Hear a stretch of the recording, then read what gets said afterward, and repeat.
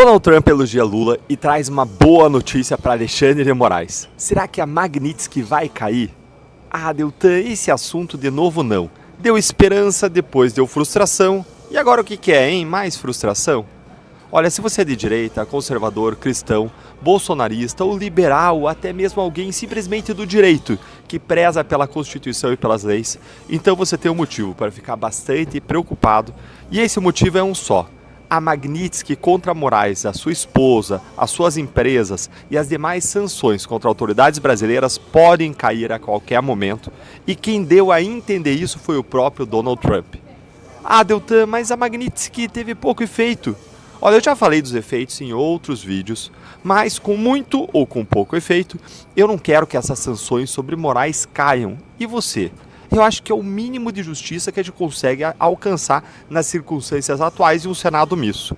E se você ficou preocupado como eu, então fica aqui comigo para a gente entender o que foi que aconteceu, que mudança de cenário é essa e se a Magnitsky de fato ela vai cair ou não junto com as demais sanções. Então bora direto ao assunto com esse vídeo do próprio Donald Trump sobre uma nova ligação entre ele e Lula. Olha aí. You had a call with Brazil's President Lula today. Can you tell us what you discussed? Yeah, we had a great talk. We talked about trade. We talked about sanctions because, as you know, I sanctioned them, having to do with certain things that took place. But we had a very good talk. I like him. Very good. We had some good meetings, as you know, but we had a very good talk today. Yes, I did. É, pessoal, olha só, vejam bem. O Trump ele foi só elogios pro Lula. Ele disse que ele gosta do Lula, que Lula é ótimo, muito bom, que a conversa foi muito boa, isso e aquilo. Para Lula e para o governo, obviamente, o vídeo foi ótimo. Foi uma verdadeira vitória política, porque agora o governo Lula vai ficar alardeando esse comentário do Trump por todos os lados e vai colocar a militância inteira para dizer que o Trump e o Lula agora são best friends forever e que tudo vai ser resolvido em breve. E tem mais, não foi só o vídeo não. Olha aqui, isto aqui, ó. O Trump ele também fez uma publicação nas redes sociais sobre essa ligação telefônica com o Lula, em que ele escreveu o seguinte: tivemos uma ligação muito produtiva com o presidente Lula do Brasil.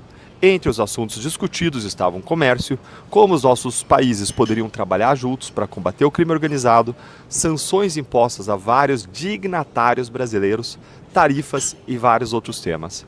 O presidente Lula e eu estabelecemos uma relação em um encontro que aconteceu na Organização das Nações Unidas, na ONU, e acredito que isso preparou o terreno para o diálogo e acordos muito bons no futuro.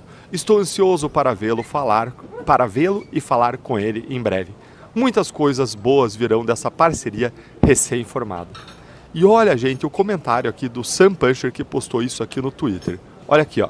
Não há mais dúvidas. Trump está sim negociando o fim de sanções a autoridades brasileiras. E a questão agora é a seguinte: a Magnitsky e o restante das sanções vão realmente cair? E a resposta é: depende. Não dá para dizer que isso é impossível, mas o ponto aqui é: o que o governo Lula está disposto a negociar ou vai entregar para o governo Trump para que essas sanções caiam, hein? O que o governo Lula vai dar a Trump em termos de vitória pública para que o Trump possa sair dessa briga dizendo que venceu Lula, venceu o STF, venceu o Moraes e que retirou as sanções porque ele conseguiu aquilo que ele queria? E a resposta não é nada fácil, porque envolve justamente pontos que hoje o STF considera inegociáveis e dos quais não vai abrir mão. O processo contra Bolsonaro, os processos no STF contra cidadãos americanos, como aqueles do próprio Elon Musk, os processos do STF contra as redes sociais e que envolve a regulamentação das redes, as políticas públicas do próprio governo Lula para as redes e Big Techs em geral, o que, disso tudo, Lula está disposto a colocar na mesa e a negociar com o Trump. Será que ele vai colocar algumas dessas coisas de fato aí na mesa, vai colocar em negociação? Derrubar as sanções de graça, a gente sabe que não é algo que o Trump vai fazer. O estilo de negociação do Trump é duro e ele sempre quer sair da negociação mostrando que ele ganhou, que ele dobrou seu oponente. Um outro ponto que trabalha contra uma derrubada das sanções, especialmente a da Magnitsky, é que historicamente pouquíssimas pessoas saíram da lista Magnitsky. E os efeitos da Magnitsky costumam perdurar por quase uma década, mesmo depois que a pessoa sai da lista. Além de que o governo americano costuma manter a lista de sancionados até mesmo quando há uma troca de governo, ou seja, quando sai um democrata e entra um republicano e vice-versa. Essa estabilidade da lista da Magnitsky e das próprias sanções americanas também depõe contra uma derrubada fácil aí das sanções. Mas, ainda assim, como eu falei, não quer dizer que isso seja impossível de acontecer. A bola agora está com o governo Lula. Lula vai jogar o mesmo jogo que Trump ou não? É isso que a gente vai ver agora nos próximos capítulos dessa novela. Quais foram as duas coisas que o Maduro pediu a Trump no telefonema secreto dos dois em troca das eleições livres, hein?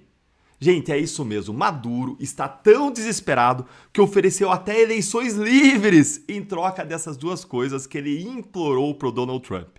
Bom, o Maduro e o Trump, eles conversaram por telefone no mês passado, num telefonema secreto que foi revelado pelo The New York Times, mas ninguém sabia o que foi dito até agora.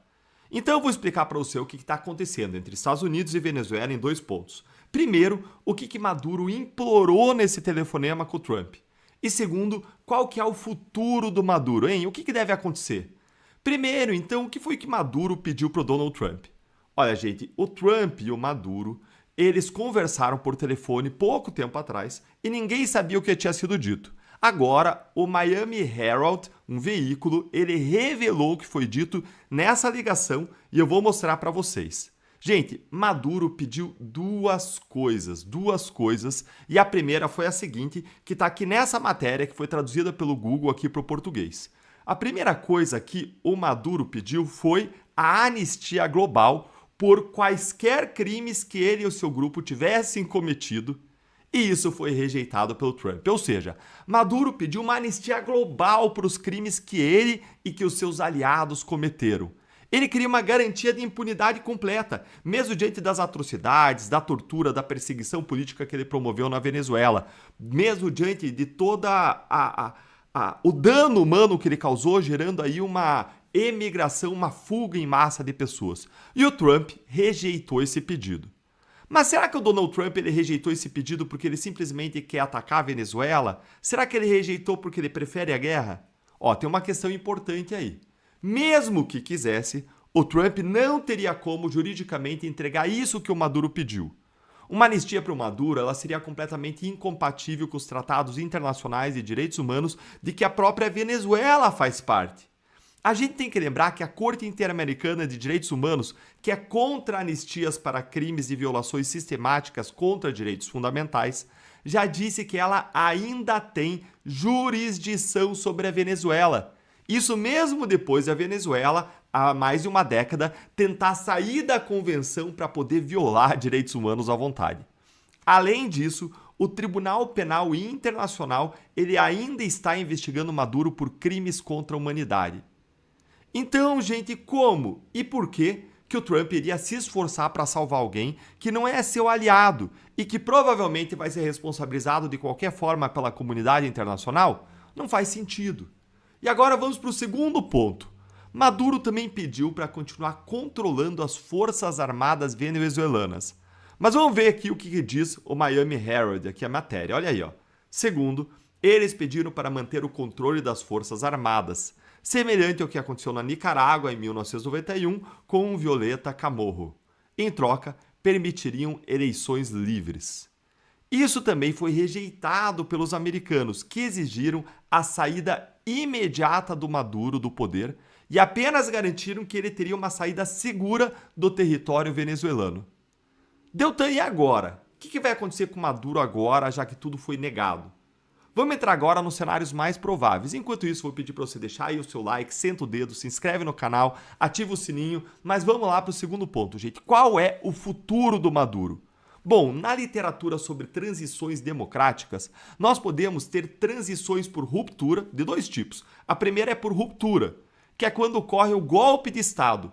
Ou a gente pode ter ainda uma transição por revolução, que são 2 transições diferentes. Por revolução, por ruptura, acontece um golpe de Estado, revolução, né? Ou ruptura é a mesma coisa, acontece o golpe de Estado. Essa primeira situação é essa que aconteceu, por exemplo, em Portugal, em 1974, quando aconteceu, por exemplo, a Revolução dos Cravos. E você vê aí uma das fotos históricas do dia que marcou o fim da ditadura de Portugal e o nascimento da democracia por lá. Nessa foto aí você vê soldados do movimento das Forças Armadas misturados com a população, o que tornou a revolução possível. Então esse é o primeiro tipo de transição, por ruptura, por revolução, por uma revolta popular. E existe um segundo tipo de transição, que é a transição negociada ou pactuada. E foi esse segundo tipo de transição que aconteceu, por exemplo, no Brasil, depois do regime militar, e aconteceu na Espanha, depois da ditadura do General Franco. E você vê aí na tela o Sarney assumindo como presidente interino do Brasil em 1985, depois da hospitalização do Tancredo Neves, que tinha sido eleito presidente na eleição indireta feita pelo Congresso Nacional, eleição essa de 85 que marcou o fim da ditadura.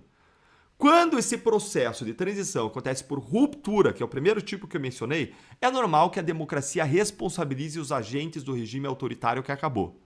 Quando a transição acontece por negociação, pode acontecer desses agentes ganharem uma anistia, como aconteceu no Brasil. Na Venezuela, o Maduro está tentando evitar uma transição por ruptura. Ele sabe que a oposição não tem poder para tirar ele na base da força, mas os Estados Unidos têm. Os Estados Unidos têm e estão em contato com a Maria Corina Machado, vencedora do Nobel da Paz, para tentar encerrar a ditadura do Maduro. Será que a Maria, ela pouparia o Maduro de enfrentar a justiça? Olha, gente, é muito difícil. O Maduro ele também está tentando negociar ou pactuar a saída dele do poder com os Estados Unidos, justamente para ele ganhar uma anistia ou conseguir o resultado mais favorável possível, que deve incluir uma espécie de exílio em um país aliado. Dito isso, você está entendendo agora melhor aí o que está acontecendo lá na Venezuela? E acha que o Maduro vai negociar uma saída?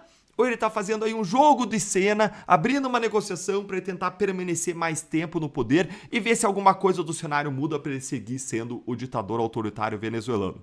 Conta aí pra gente o que você acha nos comentários. Você acabou de assistir a um comentário que eu fiz em um programa da Gazeta do Povo, o jornal que tem no sangue os princípios cristãos conservadores que você e eu compartilhamos. Um jornal que defende a verdade e a justiça.